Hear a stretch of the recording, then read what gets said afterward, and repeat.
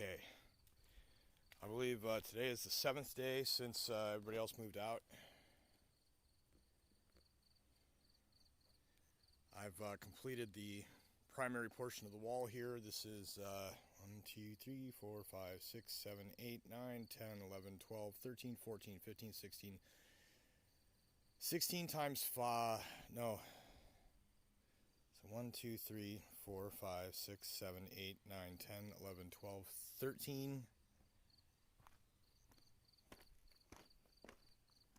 Yeah, 13 times 5, so that's 65.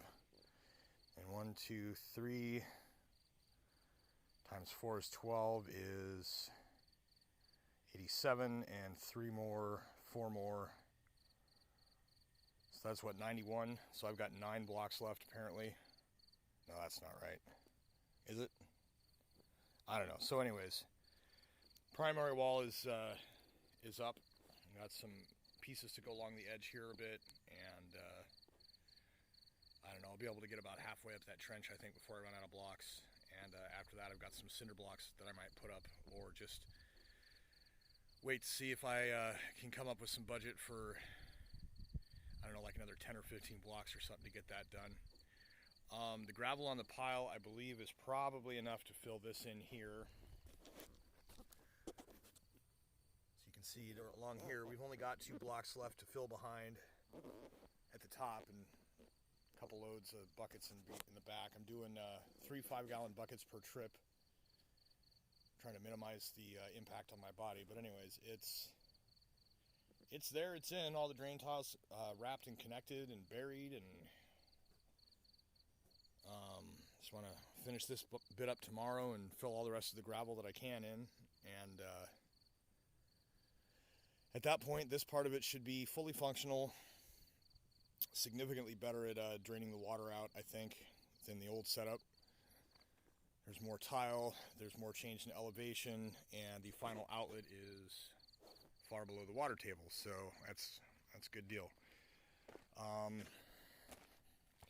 Another thing I've realized needs done after the last time that it poured is, I don't know how well you can see on the lawn here, there's a big dip right here.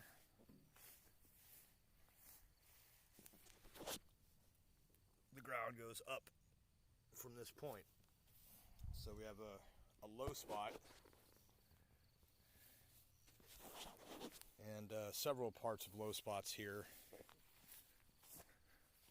I'm kind of hoping that maybe there's a way to take this little dip by where that helps. There's a low spot here where I've run the gutter, and I'm kind of hoping that maybe a drain tile from about there to there, but I don't know, that might not actually do much. So the other thing I guess would be is to use the sod and soil and fill that in. So, and there you can see the side of the house where I've beefed up the berm considerably. So yeah, that's where we're at right now. I'm going to be taking the rest of that excess soil once I'm done with the wall and the gravel, and go around the edge of the foundation of the house to increase the depth at the edges. There's places where it's down by inches and it's graveled out. So all these piles of dirt are going to get bucket toted up and around, all the way around the house. So yeah, it's coming along. It's probably actually day 9 or 10 for me digging. I took a day off 2-3 days ago for resting my neck and doing some laundry and inside house stuff. But yeah, so and in case anybody with knowledge of landscaping blocks, yes, I know they're not in a traditional every other brick pattern. The fact is there's this angle on the old retaining wall that has to be matched up to for this to be effective, and at the same time, I'm not going to go trying to split these blocks in half. I know that they've got creases on the other side of them in several places that are supposed to be for splitting, but I'm not practiced at that, so I'm going to end up wasting materials in the time being. So this is what we got.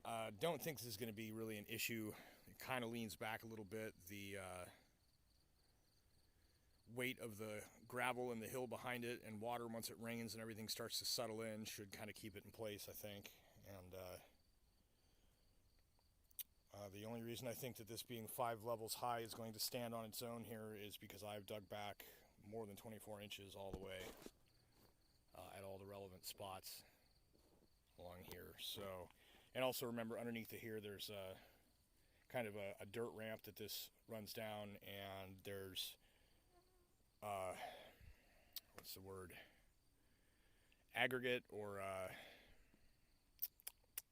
I don't know, small gravel. I can't remember there's a term for it. I've been thinking it in my head, but now I can't remember it. Anyway, so that's all filled in with that before this, so it's got support behind it here too. So as far as I can tell, this is going to hold up, and you can see the seam on the house that I've blackjacked, the mating of the new concrete and the old. As long as the drainage is below that, it shouldn't come in through that part, and hopefully this manages. There's a nice slant to all of that. Even the soil underneath of it is slanted to run with the tile, which has a little pit that it goes through, just a little bit deeper in the middle. So hopefully we've got the path of least resistance for the water here. We've got ventilation caps at every end. Ooh. Watch my step there. You can see that one there.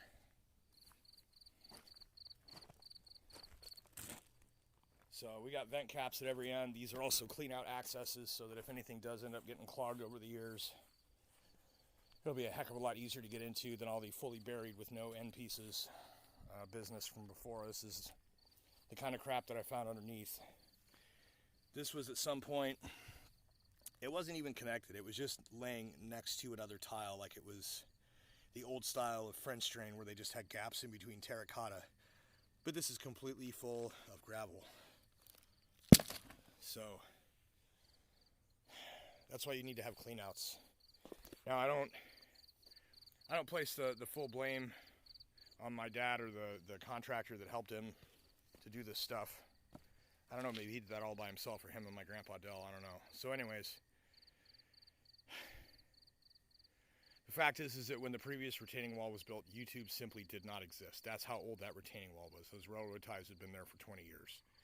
So, which of course then I got this other stuff here I got to figure out what I'm going to do with. If I'm going to do another mini retaining wall around this and build it into some kind of a stair setup here, that's somewhere in the far future when money's in a different situation. Maybe next year. I got some IRA coming in November. But anyways, so lacking the resources to research and find out everything they needed to know about it, they did what I think was probably the best they could.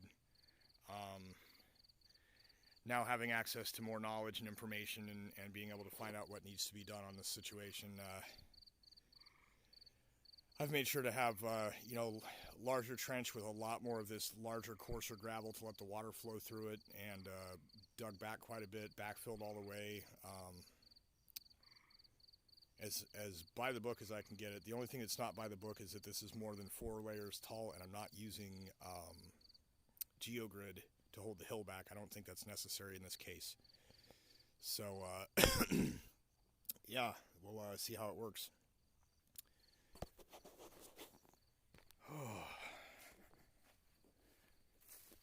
I'm glad when this is done, but unfortunately the next step is to combat the mold inside the house. Thankfully I've got some borax.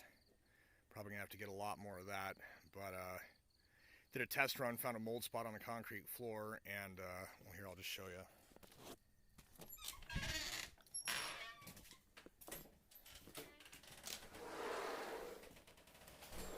I realized was that this spots on the floor here were mold. There's lots of little black spots, and they're not so bad now, but they're still there. But anyways, the research I did on the borax said that you just mix it with water. 1 cup of borax to a gallon of water. I kind of overdid it on the borax for a smaller amount. It was like a cup to a half gallon or something. I wanted it to go thick. And basically what ended up happening is you can kind of see the sparkles everywhere that this white stain is. The borax water ran, which I'm totally cool with it running down to here because I'm going to treat the whole floor this way. The existing borax is going to spread around with the water as well, and we're going to demoldify the entire floor. Found a bunch of this kind of crap. Some of this is mildew, some of this is mold. Boy, BB. I don't know who's thinking they're going in here. Be any cats in my mud closet? This hasn't closed since the first time it flooded. So, anyways, there's mold spots and mildew, and I've poured denatured alcohol over a lot of this, floor included, and it's going to get the borax treatment in a couple of days here. Probably start doing it tomorrow. Just a couple of little spots. Come on, Spimmer, stay away from that stuff. Come on, guys. So anyways, what happened in here was I noticed that where this hose had been sitting, there was a circular area around where the hose was moldy. So I went ahead and doused the floor with borax in water, and yeah, so I got some drywall to get rid of. I've had to cut out the walls to find out where the flood was coming in. Unfortunate situation with this room, the way that they built it is, well, number one, there's dry rot along the bottom, so that's got to go. The problem is this is 1x2. It is, as far as I can tell, there might be some places where it's screwed into the concrete, but for the most part, it appears that this is a prefabricated framing that is attached to the upper part. This is where that concrete wall ends at the foundation, so this is all probably anchored up here and mostly hanging down here.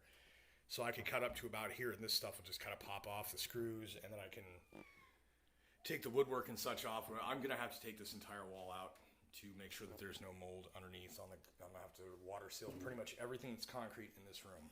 So yeah, I've got to borax the fuck out of the floor. I've got some basically what is a swimming pool seal that's gonna go on all of these.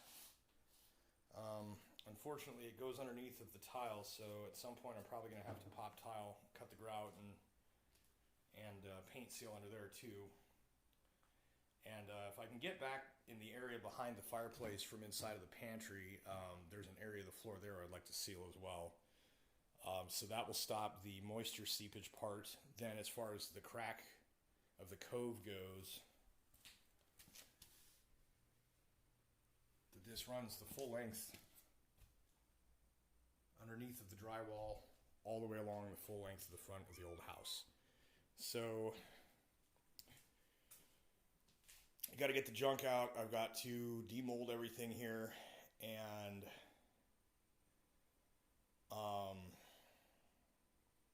begin, swabbing the floor, and then after that, doing all the water seal. Eventually, I'm going to have watertight, oil-based water seal paint over this whole floor and all of the concrete footings. There's concrete underneath of all this wood. Same as in the bedroom. I'm going to have to work that out. A whole other inside project. There's a reason they're gone for 30 days because this is a week and a half wall project, and then I've still got another couple weeks of deep cleaning and renovation to do here before anybody will be even potentially willing to move back. So anyways, this has gotten long. It's going to take for freaking ever to upload, so I'm going to cut it short here. But yeah, this is what's next, is this room and the bedroom, and then after that I've got to figure out how I'm going to rearrange the furniture in here. Probably going to have people come back and help me out, get everybody back in here once the front room's done, because all of this is laminate floor. Let's see where the seams are on the floorboards, and you can probably see where things are kind of starting to warp and flare. So like this right here is one of the water entry points inside. There's something underneath at the edge of this where the ants have gotten in. Carpenter ants will chew straight through concrete. There's a couple other spots in the pantry. So basically this 1,600 square foot of 1 month of my back-breaking effort of $12,000 of my parents' life insurance money down the fucking drain. I have to take all of this floor out, remove it permanently, and we're probably going to go for some cheesy bullshit water seal coat gloss garage floor, basically, to be able to seal off these holes with something that'll, like this resin that'll go into it, and pretty much replace this with some bullshit ass playroom floor shit. So anyways, that's all weeks down the line or whatever. Front new addition part's going to be the first priority, is fixing all the damage, demolding, water sealing this. This floor is going to have to get one of those seal coat floors too. And I have no idea how it's going to react with the edge on there. It's still a possibility of water to get in. So, and even if we cover that up with something to basically force the water to go elsewhere, the only other places it can go is under the tile. Behind that, which comes out under the tile into here.